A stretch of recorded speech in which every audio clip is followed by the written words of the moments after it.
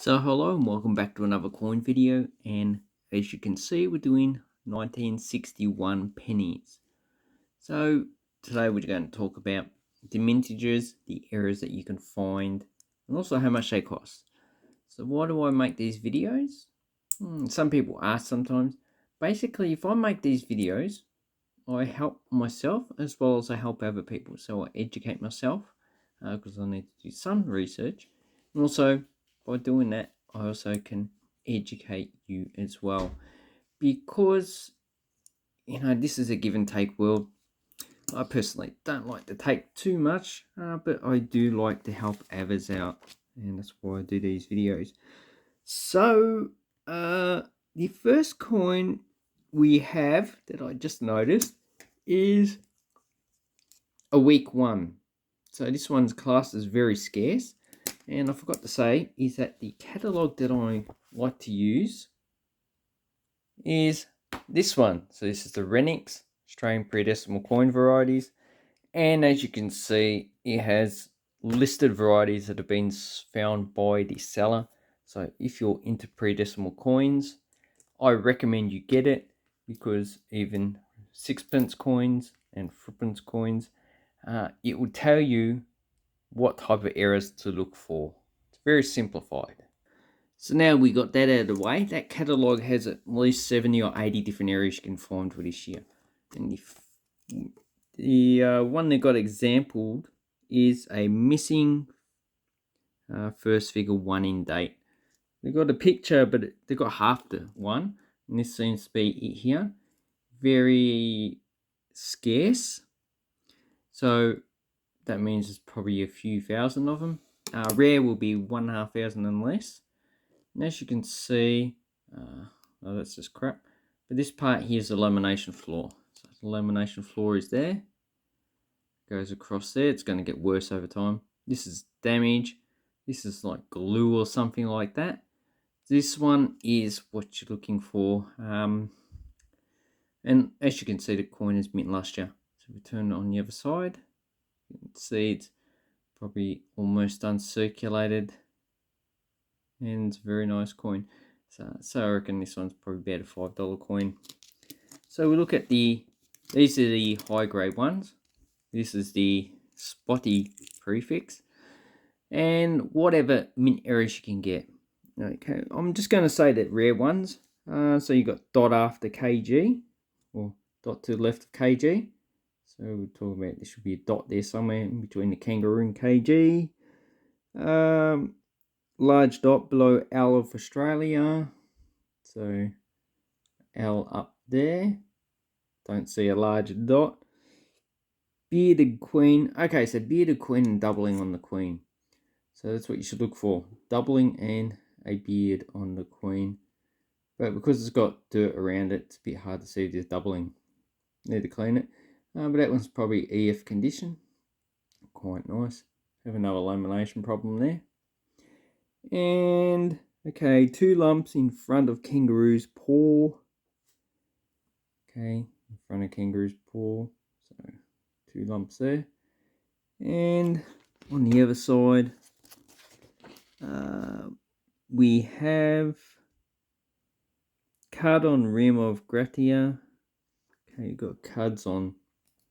So we've got the Regina Gratia. So there should be cuds on the rims. And basically it should be cuds all around and die cracks as well. And blob between 1 and 9 in date. So it's like a blob in between the 1 and the 9.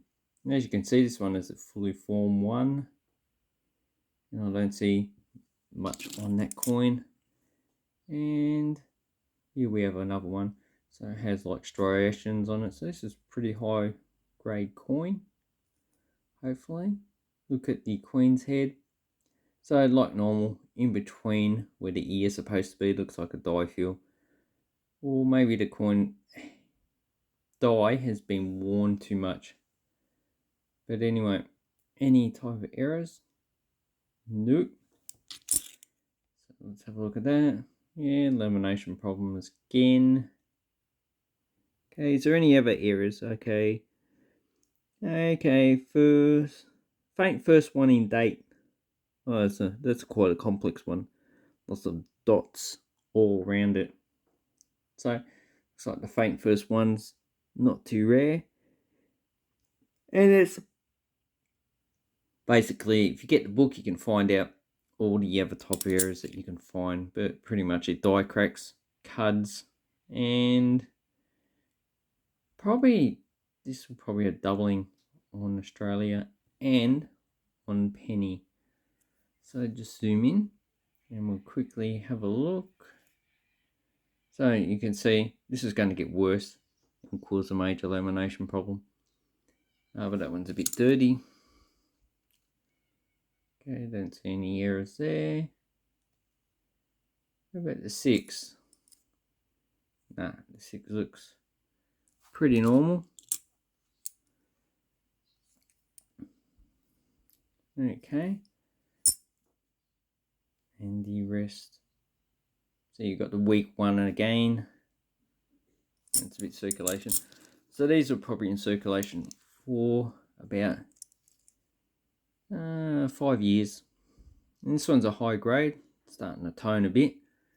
And these ones, oh look at that, bronze disease. Or some people call verdigras, some people call it coin cancer. In ancient Roman coins, which I actually first started really getting serious into coins, was Roman coins. They call it bronze disease. And yeah, that's not going to be worth much. This one, yeah, it's pretty good. Fair condition. And mint luster. Okay, this also has some mint luster. So, oh, I forgot to say the mintage. So the mintage of these is about 30 million. And they were only produced at the Perth Mint. So what you'll find is that all these pennies have a dot after Y. And so 30,607,000. So if there's no dot after Y, it is an error coin. Then we have another one. So the dots do vary in size. This one looks like it has a dot in between K and G. Is that it? Could be damage. Can't focus. Oh no, it's just a K. So that's why cameras are good. You can get a good focus on these. I've got the newest camera and still trying to work out how to use it properly. And look at that. Scratchy, scratchy. But no doubling on the coin.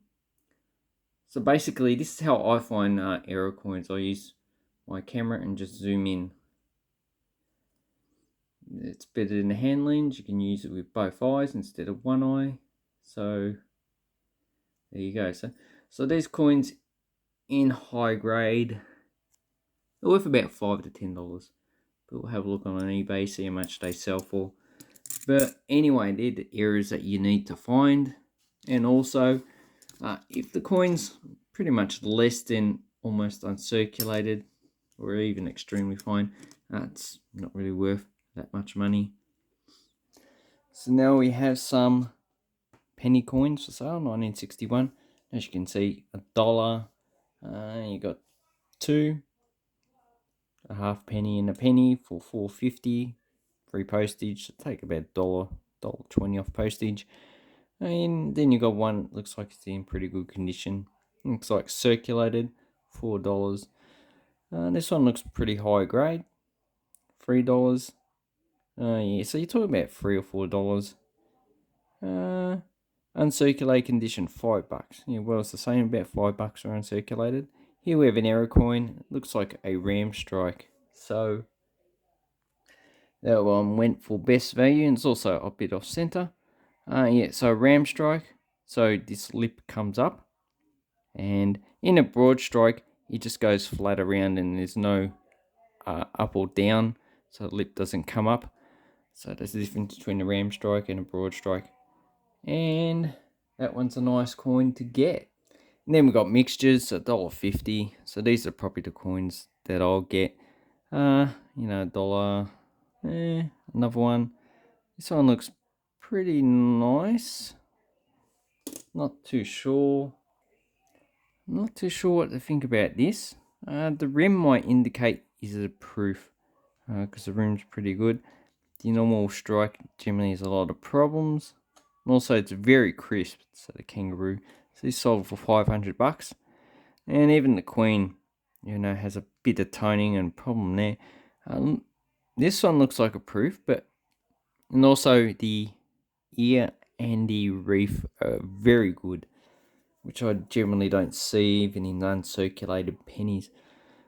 But to know if this is a proof, you'd need to get it graded, because then only then can you get an authority that will tell you if it's a proof or not.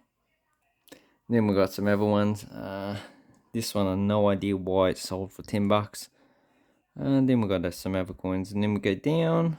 This one has ghosting on it, $2.50. You can see low price, circulated coin, and that's about it. And here we have another. That looks like a ram strike. So it looks like another ram strike, not a broad strike, a ram strike, so basically when the coin is in the, okay, so that's the top and the bottom, okay, they're the two dies. When the coin goes in, it doesn't go in properly, and then when it squeezes, because the collar's still there, it pushes it up, or it pushes it down.